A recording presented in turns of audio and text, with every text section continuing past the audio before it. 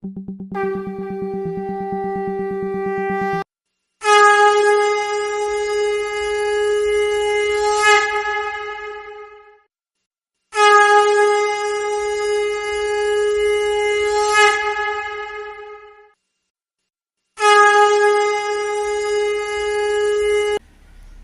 प्रेममय श्री ठाकुर, परम आराध्या जगत जननी श्री बड़मा, परम पूज्य पाद श्री बड़दा, परम पूजनीय वर्तमान आचार्य श्री दादा के श्री चरणों में मेरा कोटि कोटि प्रणाम। आज इस ऑनलाइन सत्संग में उपस्थित आप अजय दा और अमरीश दा और जितने भी पंजाधारी दादा लोग हैं, चौरसिया दा और सभी गुरु माताओं, भक्तों, बच्चों, सबको मेरा सादर जय गुरु। अभी ठाकुर जी का हम लोग चर्चा करते हैं। ऐसी कोई बात नहीं है कि हमको बहुत ज़्यादा ज्ञान है और आपको कम है। सबके अंदर वही भगवान है, सबके अंदर ठाकुर हैं। तो उन ठाकुर को चेतन करना ही मात्र अभिप्राय। तो हम लोग ये जो सत्संग कर रहे हैं, ये सत्संग में आप लोग बोलने का अवसर देते हैं। अजय दा और अमरीश दा और चौरसिया दा, इन लोगों का बहुत योगदान है। और 4-5 साल से लगातार मैं देख रहा हूं कि आप लोग लगे हुए हैं। और श्रोताओं का भी, भक्तों का भी बहुत योगदान है कि वो भी सुनते रहते हैं। अगर श्रोता नहीं रहे, भक्त नहीं रहे, तो ये सत्संग ही बेकार है। और सत्संग करने का क्या उद्देश्य है आप लोग जानते ही हैं। सब तो ज्ञान ही है। ठाकुर जी की दीक्षा भी आप लोग लिए हैं, हम लोग भी लिए हैं, सब कुछ पता है। फिर भी सत्संग की क्या आवश्यकता हो जाती है। कोई भी, जैसे हम साइकिल चलाते हैं तो पहिए की हवा कुछ दिन बाद निकल जाती है, उसमें फिर हवा भरते हैं। वैसे ही सत्संग का है कि हमारे शरीर में हम जो है इस दुनिया में हैं, तो इस माया नगरी में कभी कभी बहुत लिप्त हो जाते हैं। तो फिर थोड़ा सत्संग करते हैं तो फिर हम लोग जो है उधर से इधर आते हैं तो थोड़ा पावर मिलता है। चार्जिंग मेन है कि हम लोग चार्ज होते हैं। इसीलिए ठाकुर जी कहे हैं कि सदगुरु शरणापन्न हो, सतनाम मनन करो, सत्संग का आश्रय ग्रहण करो। मैं निश्चय कहता हूं कि आपको अपनी उन्नति के लिए और सोचना नहीं पड़ेगा। लेकिन हम सत्संग कर रहे हैं, सदगुरु शरणापन्न भी हैं, और यदि उन्नति नहीं हो रही है, इसके बारे में भी सोचना पड़ेगा। उन्नति तो हो रही है। एक कहानी से हम शुरुआत करते हैं। कहानी कहने से ना थोड़ा सा समझ में आ जाता है। लोग जो है एक जगह कॉन्सेंट्रेट हो जाते हैं। जो ठाकुर जी बोले थे, बी कॉन्सेंट्रिक, सुकेंद्रिक होना। तो हम लोग जो ये अपनी बातें रखते हैं, इसमें भी यदि आदमी कॉन्सेंट्रेट हो, सुने, तो अच्छी बात है। तो एक आज हम कहानी कहते हैं। एक महात्मा थे, साधु थे, ज्ञानी थे, विद्वान थे, और वो एक जगह ध्यान लगा करके बैठे थे किसी नदी के किनारे। नदी के किनारे ध्यान लगा के बैठे हैं तो एक पुरुष जो है, एक सज्जन पुरुष, एक भक्त उधर से गुजरे। सांसारिक आदमी समझ लीजिए। तो सांसारिक आदमी देखे कि अरे महात्मा तो ध्यान लगा के बैठे हैं और इनके पास जरूर कोई न कोई शक्ति है। तो हम लोग चूंकि सांसारिक हैं, तो महात्मा से कुछ मिल जाता तो हमारे जीवन का जो है थोड़ा बहुत काम चल जाता। गए, महात्मा को प्रणाम किए, और महात्मा जी की आंख खुली। तो महात्मा जी से उन्होंने बोला, महात्मा जी बोले कि क्या बात है बताइए। तो बोले कि इसी दुनिया में हम बहुत परेशान हैं और चाहते हैं कि हमारे जीवन का सलूशन, समस्या का समाधान हो जाए। यदि आप दे सकें तो बहुत अच्छी बात है। देखिए, वही समाधान तो हम लोग भी समाधान लेने के लिए ही ये सब सत्संग वगैरह सारा कर रहे हैं।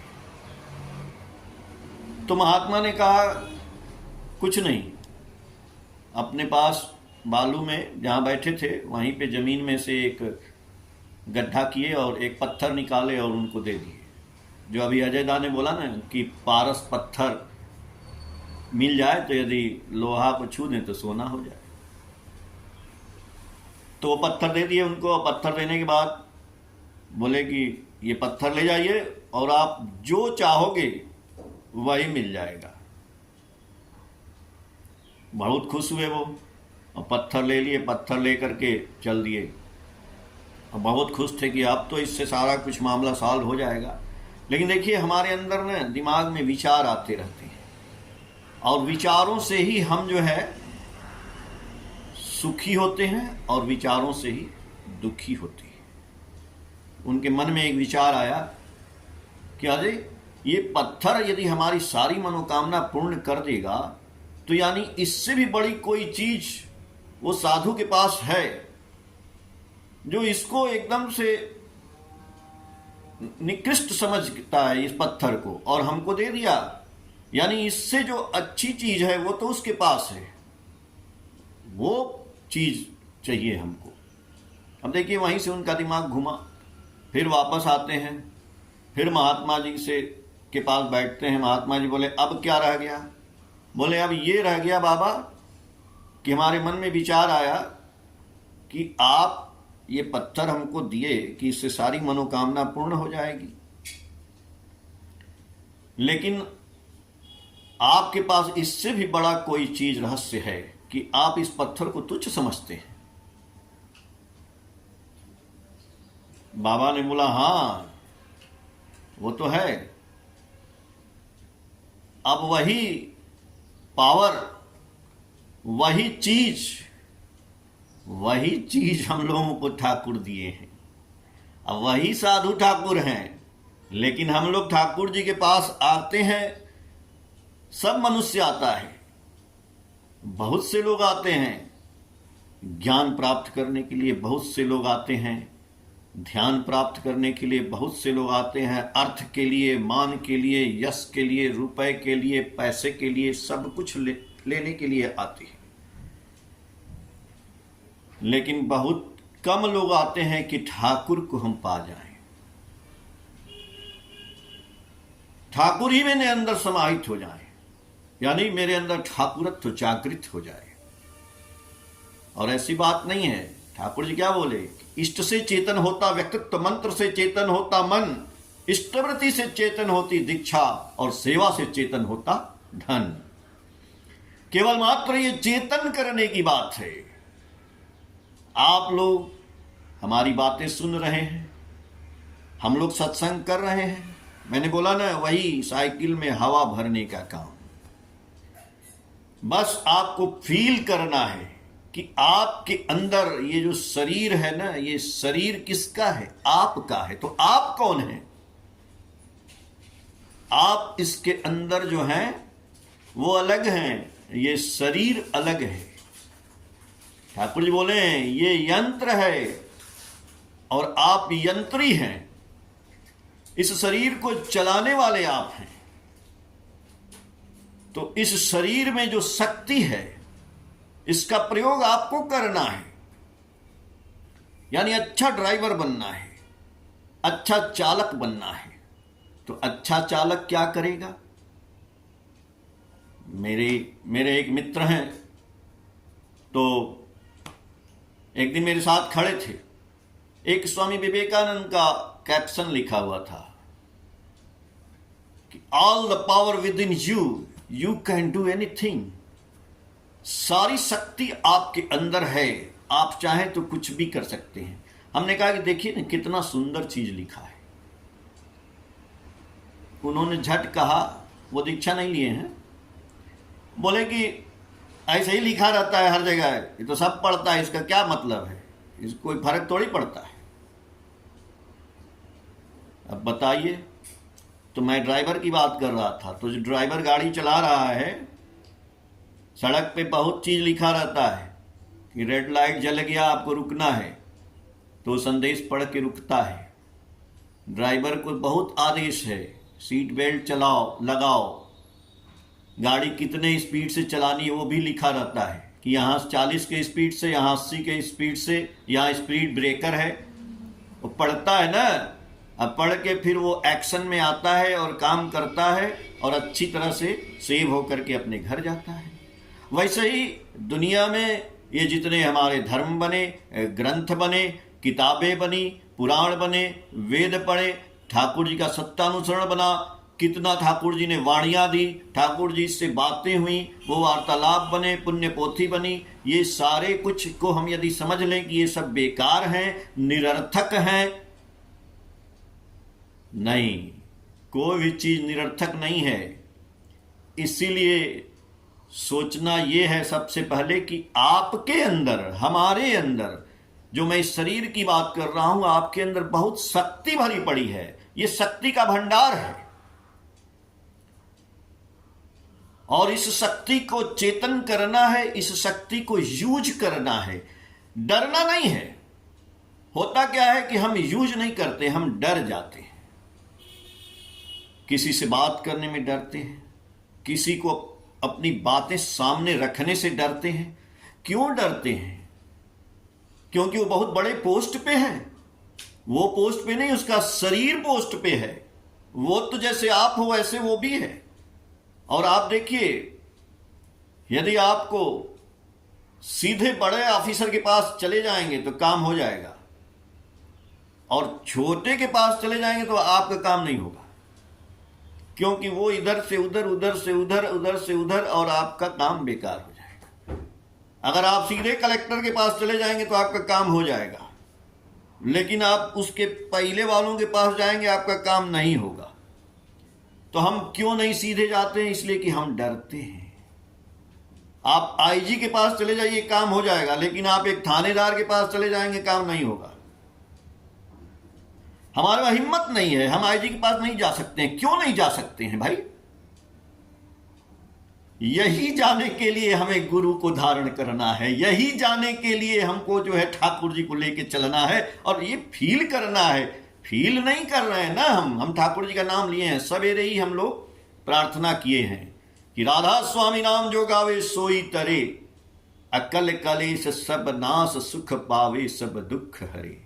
ऐसा नाम अपार कोई भेद न जानई, जो जाने सो पार बहुरी न जग में जन्मई।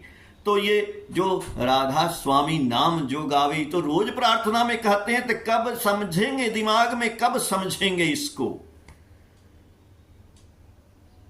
आप जाइए कहीं भी, डरिए मत, डरना छोड़ दीजिए। क्या होगा? क्या होगा? कुछ डांट पड़ेगी, कुछ बातें बढ़ेंगी, कुछ आगे काम होगा। जी, आपको ये सोचना है कि हमारे साथ, आप डरते तब तक हैं जब तक आपको याद नहीं है कि ठाकुर जी आपके साथ हैं, इसीलिए डरते हैं।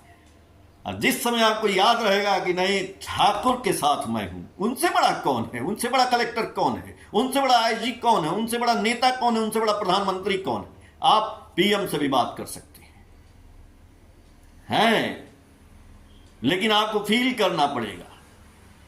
एक बार प्रफुल्लदा ठाकुर जी के जो अनन्य भक्त, आप जानते हैं ना, उनकी बातें, ठाकुर जी की बातें वो लिखते थे। ठाकुर जी से जब वार्तालाप होती थी तो वो लिखते थे।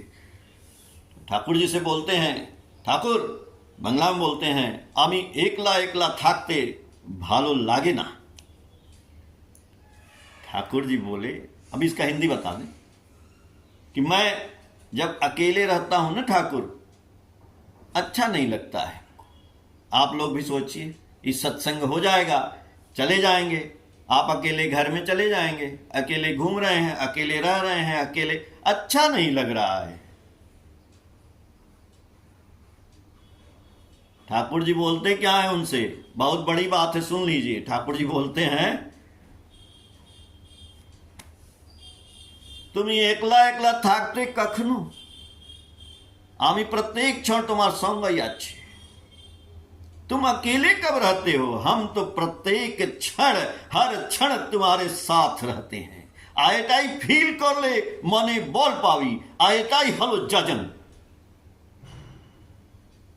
आपको हर समय फील करना है कि ठाकुर मेरे साथ हैं।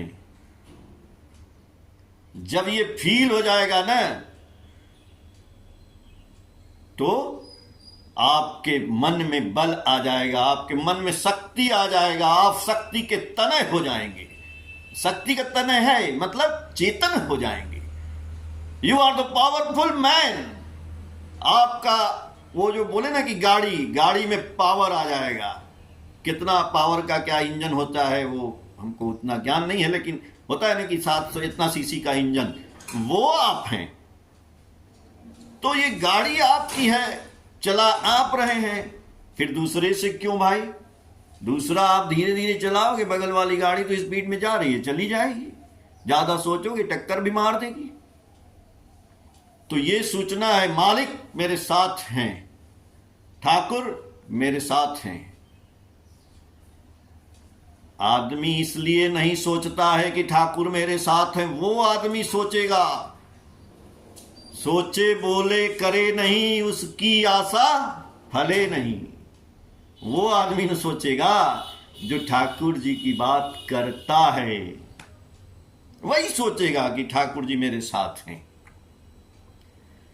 जो निंदा नहीं करता है, जो शिकायत नहीं करता है, जो दूसरे के दुख में दुखी होता है, अपने दुख में सुखी होता है, जो सबकी सहायता करता है, जो सबका हेल्प करता है, जो नाम करता है, जो ध्यान करता है, जो इस परिवेश को बचाने और बढ़ाने को का कार्य करता है, गुस्सा नहीं करता है, क्रोध नहीं करता है, वो सोचेगा कि ठाकुर मेरे साथ हैं। अन्यथा वो सोच ही नहीं सकता है कि ठाकुर मेरे साथ हैं, इसलिए वो कमजोर होता है। उसकी गाड़ी को पंचर होना ही है, वो फील नहीं करता है। अरे महाराज आप ठाकुर के शिष्य हैं, फिर डरना किस बात की? नहीं डरना है। आज से आप जाइए, ये सत्संग के बाद जाइए। जिससे आप डरते हैं नहीं डरना है, सोच के जाइए ठाकुर मेरे साथ हैं और चले जाइए। प्रेम से बोलिए, ठाकुर ने तो कहा नहीं है कि जाके लड़ना है, गाली देना है। प्रेम से बोलिए, साहब रिस्पेक्ट करिए। ठाकुर जी के पास भी बड़े बड़े लोग आते थे, जिनको हम लोग बड़े कहते हैं। ठाकुर जी से बड़ा तो कोई आता नहीं था, लेकिन जिनको समाज में बड़ा कहा जाता है, चाहे वो गवर्नर है, चाहे वो मंत्री है, चाहे साइंटिस्ट है, चाहे डॉक्टर है, इंजीनियर है, लेकिन चूंकि सांसारिक परिवेश में वो बड़ा है, उसका ओहदा बड़ा है, तो जब वो ठाकुर जी के पास भी आता था तो ठाकुर जी भी उसकी इज्जत करते थे, कहते थे, खड़े भी हो जाते थे और कहते थे कुर्सी लाओ। ठाकुर जी को जिन्होंने पढ़ाया, उनके गुरु, उनके जो टीचर थे, शिक्षक थे, वो भी ठाकुर जी से दीक्षा लिए थे। तो वो आते थे जब ठाकुर जी से मिलने, तो ठाकुर जी की दीक्षा वो लिए थे, लेकिन वो भगवान मानते थे, ठाकुर जी को गुरु मानते थे। लेकिन जब वो आते थे तो ठाकुर जी उनके लिए भी खड़े होकर उनको प्रणाम करते थे, नमस्ते करते थे और उनके लिए कुर्सी मंगवाते थे। तो संस्कार अपनी जगह पे है। ऐसा नहीं है कि अब ठाकुर जी हैं तो हम जो है अब अकड़ के चलेंगे, अब हमारी लोग सेवा करें। यही गड़बड़ हो जाता है। बोले ना ठाकुर जी, भारतवर्ष की अवनति तभी से आरंभ हो गई जब से हमने ऋषियों को छोड़ के ऋषिवाद की उपासना आरंभ कर दी। ऋषिवाद की उपासना क्या? जो हनुमान चालीसा में लिखा है। हनुमान चालीसा पढ़ते हैं तो उसमें जो हमको समझ में आता है हम वही करते हैं, जो हमको अच्छा लगता है। समझ में नहीं, समझ में तो सारा ही आता है। आप लिखा है ना, भूत पिशाच निकट नहीं आवे, अब महावीर जब नाम सुनावे। अब भूत पिशाच होता है कि नहीं होता ये तो हम नहीं जानते हैं, लेकिन भूत पिशाच यही है, हमारी कमजोरियां, हमारी जो है सोच निगेटिव हो जाना, हम किसी से बात न कर सकें, हम किसी के जज्बात को पहचान न सकें, हमें लोग ठग लें, ये सब भूत पिशाच है। और थोड़ा ही भूत पिशाच है, यही सब भूत पिशाच है। ये भूत पिशाच जब हट जाएगा तो आप महावीर के साथ हो जाएंगे। हमारी महावीर तो कह ही रहे हैं कि भूत पिशाच निकट नहीं आवे, महावीर जब। ठाकुर जी बोल रहे हैं कि राधा स्वामी नाम जो गावे सोई। खाली रोज बस प्रार्थना कर लीजिए, एक को बार राधा स्वामी नाम मत गाइए, क्या जरूरत है? बस सत्संग सुन लिए ना, काम हो जाएगा। कैसे काम हो जाएगा? सुनने से होगा। बस ये सोचिए, अब आज से ये सोचिए कि आपके अंदर बहुत शक्ति है। ठाकुर जी बोले ना, तुम शक्ति के तनय हो। इसीलिए ठाकुर जी बोले कि सर्वप्रथम हमें अपनी दुर्बलता के विरुद्ध युद्ध करना होगा। युद्ध कैसे करेंगे? कई बार हम बोले हैं कि युद्ध करने के लिए अस्त्र होना चाहिए, शस्त्र होना चाहिए, दिमाग होना चाहिए, बस युद्ध हो जाएगा। और वो अस्त्र शस्त्र चलाने आना चाहिए। अस्त्र शस्त्र मेरा शानदार होना चाहिए। अस्त्र शस्त्र मेरा कोई तलवार है तो उस पर धार होना चाहिए। जब वो चलेगा, देखिए एक अस्त्र शस्त्र से कहानी थोड़ी सी बीच में मैं डाल देता हूं कि एक राजा थे और उन्होंने एक ढाल बनवाई और एक तलवार बनवाई। एक ही लोहा था, लोहार से बोले भाई एक इसका ढाल बना दो और एक तलवार बना दो। ढाल और तलवार बन के आ गई और ढाल और तलवार लेकर के राजा जो है युद्ध में गए, युद्ध में लड़ने लगे। तो लड़ते समय लड़ते लड़ते कई साल लड़े। एक दिन जो है तलवार टूट गया। जब तलवार टूट गया तो ढाल अगर बोलता मान लीजिए तो कहानी है, तो ढाल ने तलवार से बोला भाई दोनों हम लोग को एक ही लोहे से बने थे, एक ही लोहार ने बनाया था, फिर मैं टूट गया और तुम नहीं टूटे, ऐसा क्यों? तो ढाल ने कहा भैया तुम इसलिए टूट गए कि तुम खाली काटने का काम करते थे और मैं नहीं टूटा क्योंकि मैं बचाने का काम करता था। तो बाबूजी ये ढाल और तलवार है ना, हम लोगों को ठाकुर जी बोले सबको बचाना, अपने बचना, इसको ही तू धर्म समझना। काटने का नहीं, बचाने का काम करना है। और बचाने में क्या है, कैसे बचेंगे आप? ढाल क्या है? आपके पास ढाल है? बिल्कुल है। हर जीव के पास, हर इंसान के पास, हर जानवर के पास, हर पक्षी के पास, हर पेड़ के पास, मतलब इस जिसको बोलते हैं ना परिपार्श्विक, ठाकुर जी बोले परिपार्श्विक माने होता है इन्वायरमेंट, ये वातावरण। इस वातावरण में, इस जीव जगत में जितने भी जिसको आप जीव समझते हैं, चाहे वो मछली है, चाहे वो सांप है, चाहे वो बिच्छू है, चाहे वो मधुमक्खी है, चाहे आदमी है, पशु है, सबके अंदर एक न एक गुण है। भगवान ने वो क्वालिटी दे करके भेजी है, वो गुण है और वही ढाल है। वो आपके अंदर भी है, मेरे अंदर भी है, और वही गुण आपको महान बना देगा। और वही गुण का आप प्रयोग नहीं करेंगे तो आपसे दूसरा कोई महान बन जाएगा। जैसे मधुमक्खी है, उसके अंदर गुण है, शहद बनाती है, लेकिन मधुमक्खी अपना शहद तो बाजार में बेचेगी नहीं, उसको पैसा मिलेगा नहीं। तो आदमी बहुत चालाक है, मधुमक्खी पाल लेता है, उसके छत्ते में से शहद निकाल लेता है, उसको बेच देता है, कंपनी का मुहर लगा देता है डाबर। और वो मधुमक्खी को क्या पता कि मेरा शहद डॉलर में बिकता है, नहीं पता। वैसे ही बाबूजी, वैसे ही ठाकुर जी के हम लोग भक्त हैं। आपके अंदर भी वही गुण है, आपके अंदर सबके अंदर वो गुण है। एक एक कोई न कोई गुण भगवान ने भेजा है। ऐसा तो है नहीं कि कोई आदमी बिना गुण का है, नहीं भाई, हम नहीं मानते हैं।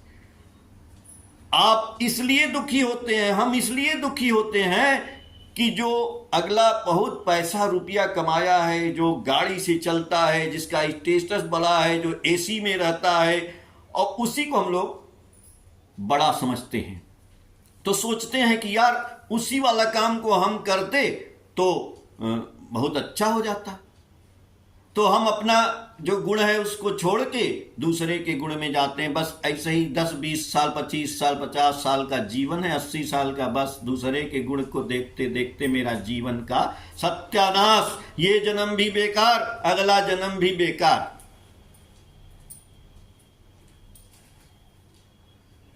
अपने गुण को पहले पहचानना है कि आपके अंदर क्या गुण है।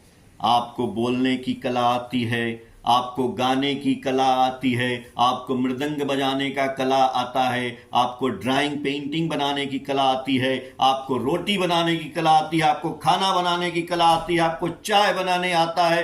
क्या नहीं आता है? हर आदमी को आता है। माताएं बहनें बैठी हैं, कितना बढ़िया, कोई अभी होली है गुजिया बनाता है, कोई देखते हैं इडली बनाता है, डोसा बनाता है। ये सब क्या है?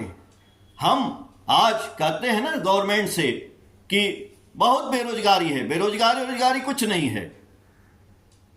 हमारी सोच में बेरोजगारी घुसी पड़ी है कि हम नौकरी करेंगे, नौकर बनेंगे। ठाकुर जी नौकरी को पसंद नहीं करते थे। ठाकुर जी कहते थे सबसे बढ़िया है बिजनेस करना, व्यापार करना। आज उसी को प्रधानमंत्री भी बोल रहे हैं कि भाई स्टार्टअप करो ना। आज देखिए लड़के जो है, ये आपकी क्वालिटी को स्टार्टअप में परिवर्तन करना है। आप एक जगह जाके कहीं दुकान पे आप नौकरी करने लगे। भाई आपको यदि डोसा बनाने आता है, आप एक डोसे की भी दुकान खोलोगे तो 20 लोग काम करेंगे। तो 20 लोग जब काम करेंगे तो आपने क्या किया? 20 परिवार को पाला। सबको बचाना, अब ढाल की बात आ गई। आप सबको बचा रहे हैं, बिल्कुल बचेंगे। आपने 10 आदमी के परिवार को पाला है। ये सोच रखनी है दिमाग में। स्टार्टअप खोलना है तो कंपनी बढ़ेगी, कंपनी में हमारा देश बढ़ेगा, देश बढ़ेगा, अर्थव्यवस्था बढ़ेगी। आपके अंदर क्वालिटी, हम बोले ना कि माता बनो, गुजिया बनाने आता है, हमारे कुछ नहीं, अरे कुछ नहीं आता है। दूध से दही बनाने आता है। 50 रुपए किलो का दूध लेंगे और दही बनाएंगे तो 100 रुपए किलो का बिकेगा। काहे नहीं बनाते हो भाई? नहीं बनाएंगे। नौकरी चाहिए, 20,000 की नौकरी चाहिए, नहीं मिलेगी नौकरी। आपके अंदर कला है, इसलिए आपकी कला को, आपके क्वालिटी को दूसरा आदमी भजाता है और वो करोड़पति बन जाता है। आप वैसे के वैसे रह जाते हैं, हम भी वैसे।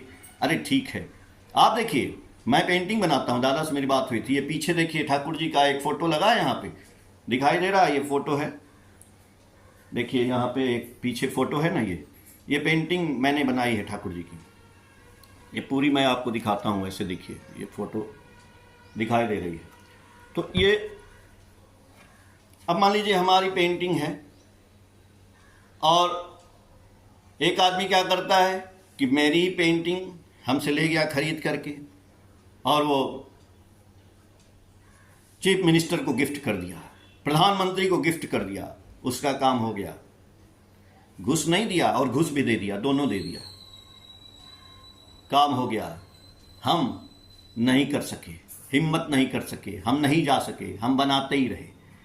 अरे ये भी तो रुपया पैसा है। तो आपके अंदर जो क्वालिटी है, देखिए ठाकुर जी के पास लोग आते हैं, आज भी आचार्य देव के पास आते हैं तो कुछ सामान लेके आते हैं। देखे हैं ना आप, कोई लेके आ रहा है कद्दू ला रहा है, कोई चावल ला रहा है, कोई देखते हैं अपने घर का कुछ बना के लाया, कोई लट्ठा लाया, कुछ लाया बना करके लाया, कोई स्वेटर लाया, कोई।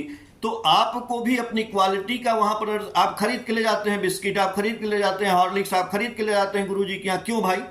आपके अंदर जो कला है वही बना के ले जाइए ना, गुरुजी प्रसन्न होंगे। तो वो जो बना के आप ले जाएंगे ना, तो आप छोटे में ले जा रहे हैं।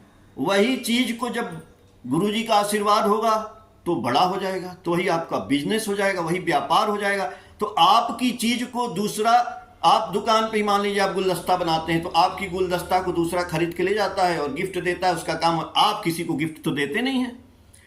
देना सीखिए सबको, ठाकुर जी देने की ही बात करे हैं, इसीलिए हम लोग स्मृति सवेरे करते हैं। इससे लागू होता है देना ही पाने की जननी है। वृक्ष भी देता है, इसलिए वृक्ष की पूजा होती है। नदी पानी देती है, नदी की पूजा होती है। वृक्ष कबहु नहीं फल भखै, नदी न संचय नीर, अपरमार्थ के कारणे साधुन धरा शरीर।